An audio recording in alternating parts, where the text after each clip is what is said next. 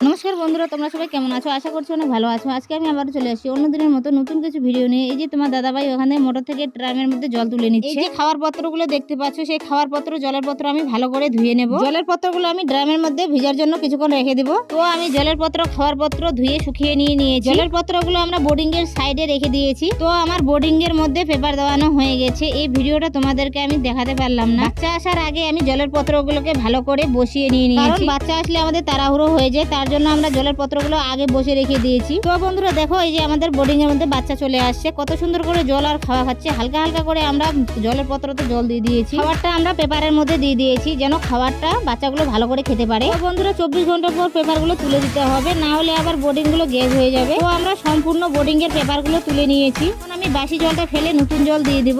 তো এখন আমাদের জল খাবার দেওয়ানো হয়ে গেছে। এই যে টায়ারগুলো দেখতে পাচ্ছ, সেই বস্তার মধ্যে আমি ভরে নেব। ভরে নিয়ে বস্তার উপরে খেতে দিব বাচ্চাদেরকে। ছোটোর উপরে আমি পেপার দিয়ে দিব, পেপারের উপরে খাবার দিয়ে দিব। বাচ্চাগুলো ঠিকঠাক যেন মতো খেতে পারে। সম্পূর্ণ বোর্ডিং এ বস্তার চটের উপরে খাবার দেওয়ানো হয়ে গেছে।